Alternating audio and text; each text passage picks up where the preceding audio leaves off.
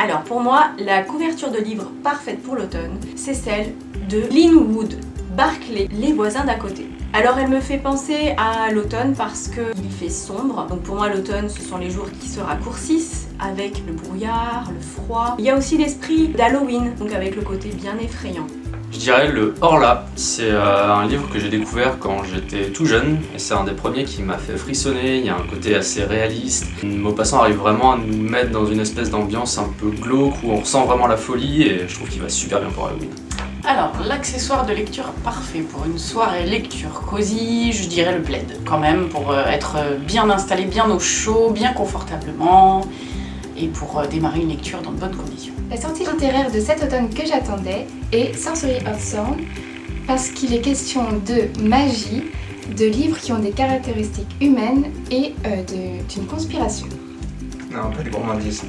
Il y a trop de risques de salir le livre ou la liseuse ou aux caisses. Quand je lis, je sais pas. Alors, le livre que j'avais envie de lire en cette période automnale, c'était celui de Maxime Chatham, Le 5e règne. En fait, je l'ai déjà lu. Et comme j'adore Maxime Chatham, c'est un livre fantastique qui se déroule en octobre, donc en automne, dans la Nouvelle-Angleterre, là où il fait assez froid, avec une météo assez automnale aussi. Il mêle fantastique et ésotérique, ce qui, me semble-t-il, sont les bons ingrédients pour passer un bon moment cosy à la maison, bien au chaud.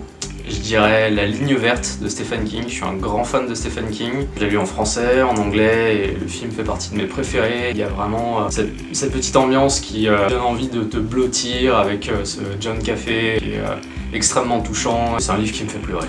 Alors en automne, bon moi c'est thriller toute l'année, mais en automne thriller donc on garde, et un peu fantastique aussi, j'aime bien frissonner un petit peu en automne. Et notamment le magasin des suicides de Jean Telet, c'est un mélange de beaucoup de choses, de beaucoup de styles différents. C'est à la fois un peu fantastique, assez drôle, un peu macabre, et surtout c'est une super belle leçon de vie, il y a vraiment quelque chose, une émotion derrière, et ce livre-là il est top pour bouquiner sous le plaid. Et voilà les colibris, on espère que ce petit tag vous a plu. Retrouvez les questions en barre d'infos pour vous aussi y répondre en commentaire ou sur les réseaux avec le hashtag le tag des colibris. Et bien sûr, n'oubliez pas de vous abonner à la chaîne YouTube pour découvrir nos prochaines vidéos. À bientôt les colibris.